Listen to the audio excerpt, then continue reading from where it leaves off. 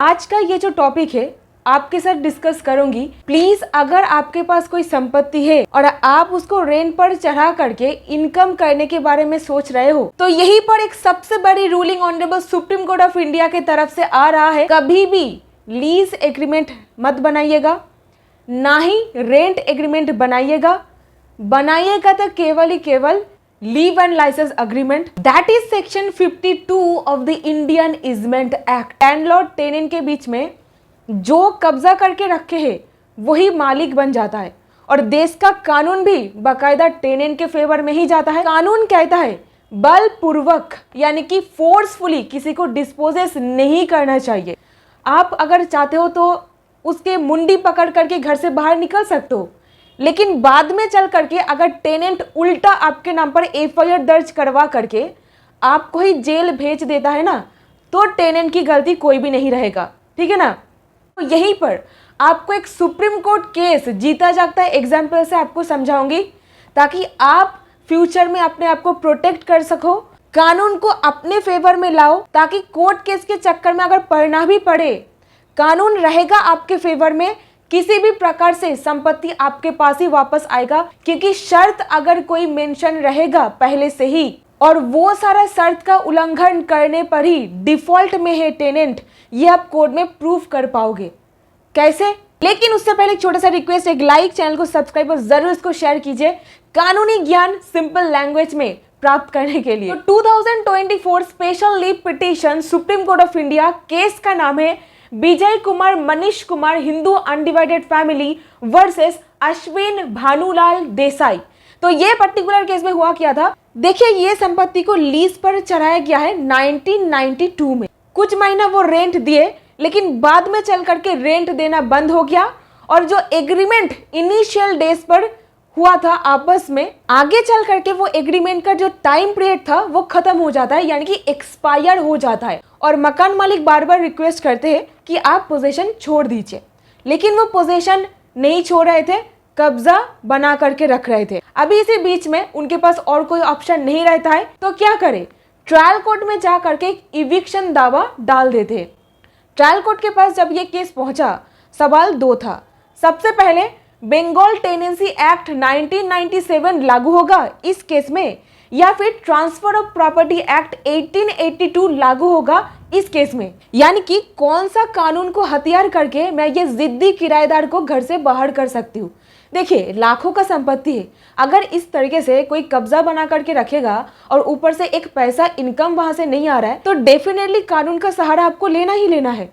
और यहीं पर सबसे पहले कहा गया, देखिए प्रॉपर्टी को लीज पर चढ़ाया गया था 1992 पर। टेनेंसी एक्ट यानी कि किराएदार रिलेटेड जो कानून है ये 2001 में लागू हुआ था, लेकिन ट्रांसफर ऑफ प्रॉपर्टी एक्ट यानी कि प्रॉपर्टी ट्रांसफर करने का जो कानून है ना वो 1882 से विराजमान है, ठीक है ना।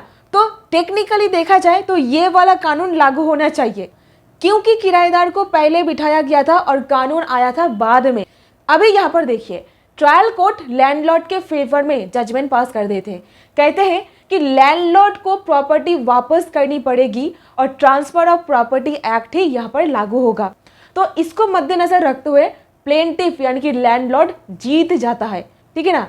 अभी टेनेंट यहाँ पर चुप नहीं बैठे, सीधा लेकर के पहुंच जाते कैलकाटा हाईकोर्ट के पास।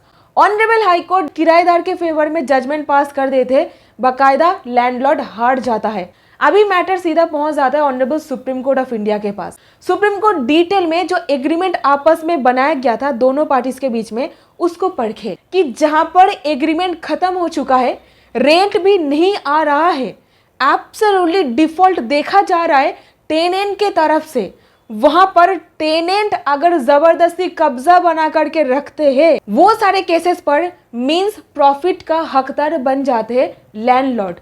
अब ये मींस प्रॉफिट क्या है जरा ध्यान से समझे, ये कानून आपके फेवर में दिया गया है लैंडलॉर्ड और यही आपको समझना है दोस्तों। तो देखिए मीन प्रॉफिट मतलब, मान लीजिए आपका कोई संपत्ति है और उसके ऊपर इलीगल कब्जा बनाया गया है, आप उस संपत्ति को कोई सपोज ट्यूशन सेंटर बना करके या फिर कोई ग्रोसरी स्टोर बना करके या फिर कुछ भी बना करके कोई साइड इनकम जनरेट कर सकते थे, लेकिन ऐसा हुआ नहीं। वो थर्ड पार्टी इलीगल कब्जा बना करके रह रहे हैं, आपको कुछ नहीं इनकम मिल रहा है, लेकिन उसको मिल रहा है। यही केसेस पर अब मींस प्रॉफिट के लिए सीपीसी यानी कि सिविल प्रोसीजर में केस दाखिल कर सकते हो। जितनी दिन वो कब्जा बना करके रखे हैं और लैंडलॉर्ड का फाइनेंशियल लॉस हो रहा है उसको मद्देनजर रखते हुए आपको दिया जाएगा मींस प्रॉफिट। वो 20 लाख हो सकता है, 30 लाख हो सकता है, 40 लाख हो सकता है, कुछ भी हो सकता है, लेकिन ये आपका हक है। ये एक लीगल टर्म है, इसको जरा याद रखिए, आपको वहां पर मिलता है। और यहीं पर माननीय कोर्ट व्याख्या दे रहे हैं, जरा देखिए। जिस दिन टेनेंट का रहने का अधिकार खत्म हुआ उस दिन से लेकर के वो आगे जितनी दिन जबरदस्ती कब्जा बना करके रह रहे हैं वो सारे दिनों का, महीने का, सालों का कंपेंसेशन, क्षतिपूर्ति लैंडलॉर्ड को मिलना है।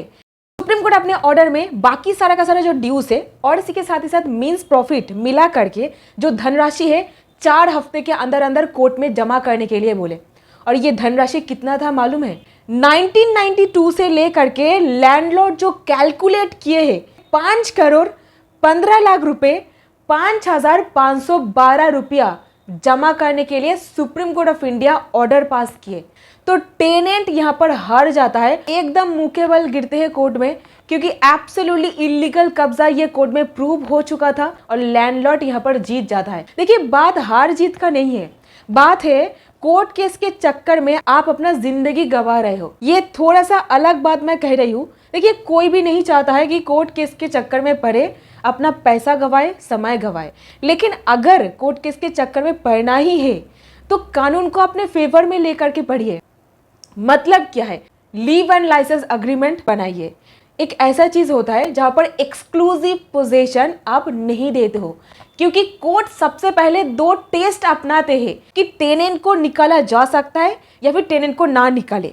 वहां पर 2 टेस्ट, नंबर 1 एक्सक्लूसिव पोजीशन दिया गया था या फिर नहीं, और नंबर 2 किराएदार और मकान मालिक दोनों का इंटेंशन क्या है, उद्देश्य क्या था संपत्ति को रेंट पर चढ़ाने के लिए। तो ये सब कुछ चीज देखा जाता है और अगर ये आपके फेवर में होता है 100% मैं आपको कह सकती हूँ कानून आपके फेवर में होगा। देखिए पड़ोसी होते हैं सांप, वो कोर्ट में जाकर के गवाही देंगे इस चीज का कोई भी गारंटी नहीं है। वो हो सकता है किराएदार के फेवर में ही जाकर के गवाही दे दे। लिखित कीजिए लीव एंड लाइसेंस अग्रीमेंट। अगर आप इसके ऊपर कोई वीडियो चाहते हो, क्योंकि ये अपने आप में ही एक टॉपिक है, जरूर कमेंट करके बताइए। तो यहीं पर दोस्तों अब से नहीं चलेगा कि जिसका कब्जा उसकी प्रॉपर्टी। और यहीं पर जस्ट सजेशन, किस तरीके से आप ये केस को अपने फेवर में काम में लगा सकते हो। और ये ऐसा एक जजमेंट बनने वाला है ना, अभी से ये सारा का सारा टेनेंट के ऊपर लागू होने वाला है। Number 1 leave and licence agreement बनाइए। लैंडलॉर्ड को उनका जो फ्रूट है, एक पेड़ है जहां से एक फल मिला है मुझे, कहने का मतलब यह है मकान मेरा है, पैसा भी मुझे मिलना चाहिए, कुछ भी नहीं मिल रहा है, तो इस चीज से उनको प्रताड़ित किया जा रहा है। कोर्ट 100% इविक्शन ऑर्डर आपके फेवर में ही देंगे। नंबर 2 अगर कोई आपके साथ ऐसा चीज हो रहा है तो मींस प्रॉफिट और इविक्शन दावा डालिए। ये जजमेंट को अपने सपोर्ट पर लीजिए, डेफिनेटली आपके फेवर में ही राय आएगा। सुप्रीम कोर्ट क्लियर कर दिए कि जब भी रेंट एग्रीमेंट खत्म हो चुका है और जो एग्रीमेंट से टेनेंट को अधिकार प्राप्त हुई थी, यानी कि जो किराएदार आप बिठाए थे उसको कुछ अधिकार आप दिए थे कि आप मेरे पोजीशन पर रहो, आपको ये सारा का सारा फैसिलिटी वगैरह मिलेगा और मंथली आपको ये रेंट देनी पड़ेगी, तो आप कब्जा ट्रांसफर कर रहे हो लीगली। तो इस बात पर सबसे ज्यादा गौर किया गया कि टेनेंट घुसे लॉफुल टाइटल के अंदर, लेकिन पोजीशन पर कंटिन्यू कर रहे ये लॉफुल टाइटल खत्म हो जाने के बाद भी। यहीं पर कोर्ट ये शब्द का इस्तेमाल किए, टेनेंट एट सफरेंस। तो यही हो रहा था इस केस पर। So that's it. उम्मीद करती हूँ आपको इस वीडियो से कुछ ना कुछ वैल्यू मिला है। अगर मिला है एक लाइक कीजिए, चैनल को सब्सक्राइब कीजिए, जरूर इसको आगे शेयर कीजिए ताकि और भी लोगों को कानूनी जागरूकता मिल सके। बहुत बहुत धन्यवाद। मिलती हूँ नेक्स्ट वीडियो में।